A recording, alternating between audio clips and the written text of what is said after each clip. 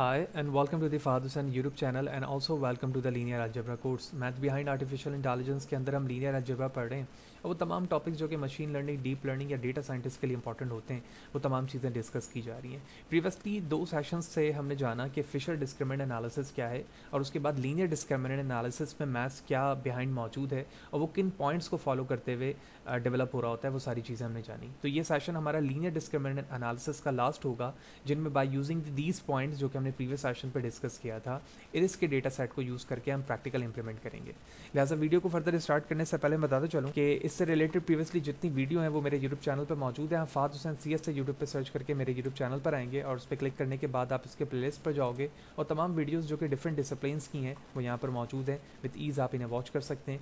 इसके अलावा इसमें इस्तेमाल होने वाले content related material with means PPT, slide, code या वट एवर जो चीज़ें मैं अपने वीडियो में डिस्कस कर रहा होता हूँ वो तमाम मेरे ब्लॉग fahadhussain.cs blogspot.com पर फ्रीली अवेलेबल हैं। यहाँ पर आने के बाद वो तमाम चीज़ें आप फ्रीली डाउनलोड कर सकते हैं। लिहाजा अगर आप मेरे चैनल पर नए हो, चैनल को सब्सक्राइब नहीं किया है तो चैनल को ज़रूर सब्सक्राइब करें ताकि अपकमिंग वीडियोज़ के हवाले से आपको बर वक्त जानकारी मिले और इसी तरह की नई चीज़ें बर वक्त आसानी के साथ आप सीख सकें। साथ ही साथ आप मुझे मेरे ब्लॉग fahadhussain.cs blogspot.com पर भी फॉलो कर सकते हैं। तो हमने कुछ लास्ट सेशन पे लास्ट 5 पॉइंट्स डिस्कस किए थे जिसके बेस पर हमने देखा था कि उसके बिहाइंड जो भी मैथ्स मौजूद है वो इन 5 पॉइंट्स को फॉलो करती है और एट लास्ट हमें LDA based on the data set मिल रहा होता है। तो सबसे पहला पॉइंट हमारे पास compute the D dimensional mean vector for the different classes from the data set था। इसका मतलब ये था कि हमें मीन वैक्टर मालूम करना होगा जितने भी डायमेंशन डेटा सेट हमारे पास मौजूद हैं। लिहाजा मैं कुछ पाइथन पे इस डेटा सेट को यूज़ करते हुए ये पॉइंट्स तो हम डायरेक्टली यूज़ कर सकते हैं बाय यूजिंग अ बिल्ट-इन मैथड्स, जहाँ पर हम स्कैटर मैट्रिक्स को डिस्प्ले करवा रहे होंगे। तो सेकंड पॉइंट पर हमारे पास मौजूद है compute the scatter matrix in between class and with in class scatter matrix. तो ये दोनों मैट्रिक्स हमें यहाँ पर कैलकुलेट करके डिस्प्ले करवाने होंगे इस डेटा सेट के, जिसके बिहाफ पर मैं नेक्स्ट पॉइंट यानी आइगन वैल्यूज़ या आइगन वैक्टर्स को डिस्प्ले करवा पाऊंगा। तो हम एनाकोंडा IDE को यूज़ कर रहे हैं जिसमें से जुपिटर नोटबुक को मैं यहाँ पे यूज़ कर रहा हूँ। तो चले हम जुपिटर नोटबुक की तरफ चलते हैं और एक एक करके इन पॉइंट्स को फॉलो करते हैं। ओके, तो इस वक्त मैं जुपिटर नोटबुक पे मौजूद हूँ। कुछ इंपॉर्टेंट लाइब्रेरीज़ हैं जो कि मैं अपने पाइथन सेशंस या मशीन लर्निंग सेशंस पर ऑलरेडी डिस्कस कर चुका हूँ। तो अगर आप पाइथन सेशंस पर वो तमाम वीडियोस देख चुके हैं जो ऑलरेडी अपलोडेड है मेरे यूट्यूब चैनल पर, तो आप बड़े आसानी के साथ ये चीज़ें समझ सकते हैं। और अगर इसमें डिफ़िकल्टीज़ हों तो आई एम सजेस्ट यू कि आप वो तमाम वीडियोस ज़रूर देखें जो पाइथन के बेसिक्स पे या फिर मैटप्लॉटलिब या पैंडास के बेसिक्स पे हैं जो कि मेरे यूट्यूब चैनल पे अपलोड हैं। तो कुछ इंपॉर्टेंट लाइब्रेरीज़ एज़ यूजुअल हमने यहाँ पे ली हैं और उसके बाद मैं इरिस के डेटा सेट को इंपोर्ट कर रहा हूँ और उसके हेड को डिस्प्ले करवा रहा हूँ। तो सबसे पहले हमने फर्स्ट चंक को एग्जीक्यूट किया जहाँ पर हम इंपॉर्टेंट नेसेसरी लाइब्रेरी को यूज़ कर रहे हैं। फिर उसके बाद हमने इरिस के डेटा सेट को इंपोर्ट किया और उसके बाद उसके हेड को डिस्प्ले करवा रहे हैं। So as we know iris एक फ्लावर डेटा सेट है जिसमें 4 हमारे पास जो एट्रीब्यूट्स हैं वो इंडिपेंडेंट है, जबकि 4th हमारे पास डिपेंडेंट है जो कि एक कैटेगोरिकल डेटा है जिसमें 3 टाइप्स की क्लासेस मौजूद हैं। तो इसी डेटा को जो कि मैंने यहाँ पर फाइल को .csv को इंपोर्ट किया हुआ है, इसे मैंने यहाँ पर ओपन भी किया हुआ है। तो आप यहाँ पर देख सकते हैं कि इसकी 3 क्लासेस हैं, number 1, number 2 and the number 3 classes हैं और उसके ये वैल्यूज़ यहाँ पर मौजूद हैं। तो हम सबसे पहले कुछ प्री प्रोसेसिंग स्टेप को फॉलो करेंगे जिसमें इनकोड करेंगे अपने कैटेगोरिकल डेटा को। तो उन कैटेगोरिकल डेटा को इंपोर्ट करने के लिए हमने यहाँ पे लेबलिंग की हुई है ताकि वो इनकोड हो जाए और इनकोड लेबल इनकोडेड के बाद हम उसको स्टैंडर्डाइज करेंगे, विच मीन नॉर्मल डिस्ट्रीब्यूशंस जिसमें स्केल्ड वैल्यू हो जाती है ताकि उसमें किसी की तरह की भी मॉडलिंग अप्लाई करना हमारे लिए आसान हो।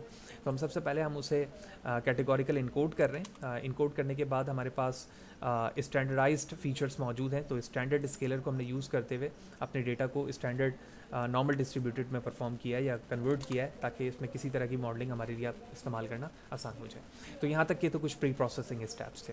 अब हमारे पास स्टेप नंबर 1 और 2 के अंदर सबसे पहला जो स्टेप था वो मीन वैक्टर था और मीन वैक्टर के बाद हमारे पास स्कैटर मैट्रिक्स था जिसमें हम SW एंड SB यानी विद इन और बिटवीन दोनों परफॉर्म कर रहे थे।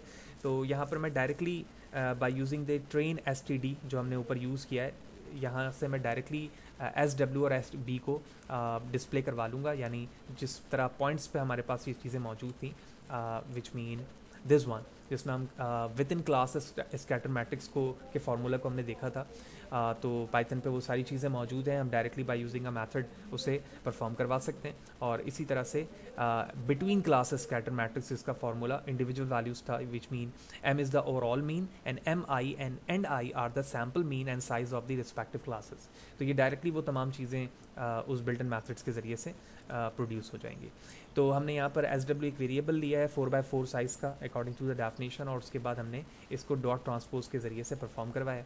और उसके बाद जब हम SW which mean class scatter matrix को डिस्प्ले करवाएंगे तो ये इसका 4x4 स्कैटर मैट्रिक्स डिस्प्ले हो चुका है। जिस तरह से हमने SW किया है बिटवीन स्कैटर मैट्रिक्स को भी हम डिस्प्ले करवाएंगे। तो ये एक स्मॉल चंक्स ऑफ कोड है जिसमें हम SW को bye using a loop and append method display करवा रहे हैं। तो ये डायरेक्टली चंक में डिस्प्ले करवाऊंगा और उसके बाद हम अपने SB मैट्रिक्स को देखेंगे। तो ये तमाम कोड मैं अपने ब्लॉग fahadhussain cs.blogspot.com पर अपलोड करूँगा, जहाँ से आप फ्रीली डाउनलोड करके खुद भी अपनी मशीन पर रिप्रेजेंट कर पाएंगे।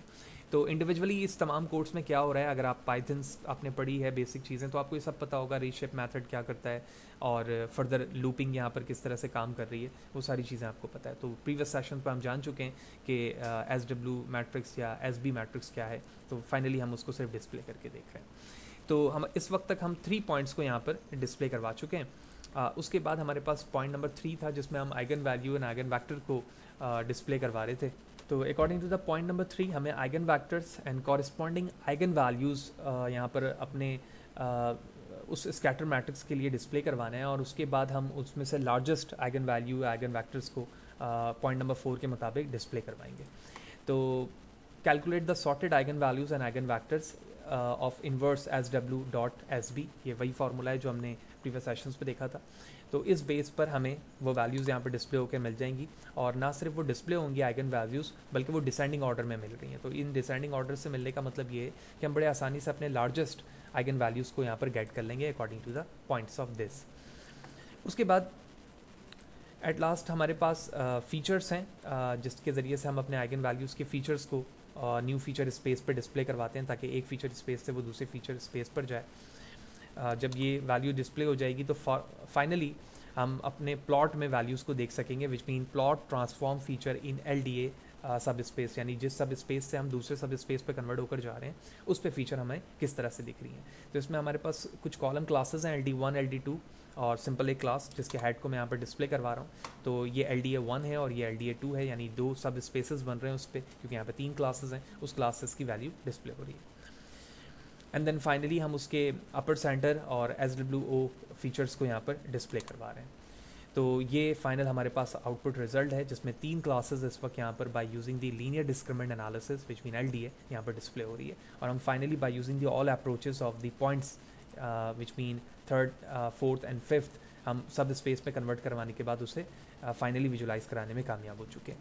तो ये फाइनली इसका data set by using LDA1 and LDA2 display हो चुका है। LDA1 और 2 का मतलब ये है डायमेंशन, जो हमने प्रीवियस सेशंस पे डायमेंशन में भी देखा था कि अगर मैं उसको नीचे की तरफ डायमेंशन पे लेकर आता हूँ तो उसमें जो डिस्ट्रीब्यूशन है वैल्यू की वो काफ़ी फैली हुई है, जबकि LDA1 के अंदर डिस्ट्रीब्यूशन काफ़ी श्रिंक है और ओवरलैपिंग हो रही है क्लासेस में, जो उसमें जितनी भी वैल्यूज़ होंगी जितनी क्लासेस हैं, तो यही वो LDA है। इसके बाद हमारे पास दूसरी जो अप्रोच है वो साइकिट लर्न की है, जो बहुत ही मिनिमम नंबर ऑफ़ कोड के ज़रिए से हम किसी भी LDA डेटा को कन्वर्ट कर सकते हैं या डेटा सेट को LDA अप्रोच में कन्वर्ट कर सकते हैं। तो अभी जो हमने यहाँ पर अप्रोचेस ऊपर से जितनी यूज़ की हैं वो उन्हीं पॉइंट्स को मैंने फॉलो करते हुए की हैं जो यहाँ पर हमने प्रीवियस सेशन पर डिस्कस की थी, लेकिन अब मैं उसी डेटा सेट को साइकिट लर्न के ज़रिए से कर रहा हूँ, तो वो काफ़ी कम कोड के अंदर ये चीज़ें डिस्प्ले हो जाती हैं। तो आप देख रहे हैं 3 चंक्स यहाँ पर मौजूद हैं। हमने लीनियर डिस्क्रिमिनेंट एनालिसिस को साइकिट लर्न यानी SK लर्न से इंपोर्ट किया, अपने कंपोनेंट्स बताए, ट्रांसफॉर्म किया, उसको फिट करने के बाद डेटा फ्रेम में कन्वर्ट करके कॉलम्स बता रहे हैं, और कॉलम्स बताने के बाद जितने नंबर ऑफ़ क्लासेस में आप उसको डिस्ट्रीब्यूट करना चाह रहे थे विच मीन 3, उसके मुताबिक आप उसे डिस्प्ले करवा दे रहे हैं। सो फर्स्ट मैंने एग्जीक्यूट किया साइकिट लर्न के पार्ट को, important libraries including and component quantity, फिर डेटा फ्रेम, और डेटा फ्रेम के बाद हम फाइनली अपने डेटा को विजुलाइज कर देंगे। And here it is. तो इस तरह से हमने इस सेशन पे देखा कि LDA approach by using the maths behind किस तरह से किसी भी डेटा सेट पे अप्लाई हो सकता है, और उन्हीं मैथ्स के लॉजिक को साइकिट लर्न ने बिल्टन तौर पर हमें दिया हुआ है पाइथन की लाइब्रेरी ने, ताकि हम इसे आसानी के साथ किसी भी डेटा सेट पर इस्तेमाल करके according to the number of the component उसे विजुलाइज करवा सकते हैं और अपने प्रॉब्लम को रिजॉल्व कर सकते हैं। तो होपफुली आपको ये तमाम बातें क्लियर होंगी। फिर भी अगर कोई सवाल है, कोई चीज़ समझ में नहीं आई है, कमेंट सेशन पर ज़रूर पूछें, कोशिश करूँगा इस हवाले से आपको बर वक्त जवाब दे सकूँ।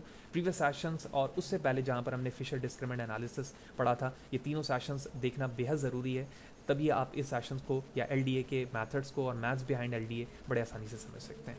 तो नेक्स्ट सेशन पर हम जाएंगे तो फिर प्रिंसिपल कंपोनेंट एनालिसिस समझेंगे, उसकी क्या लॉजिक है, क्या मैथ्स मौजूद हैं, और फिर इरिस के ही डेटा सेट पर उसे अप्लाई करके इन दोनों में डिफरेंस भी जानेंगे।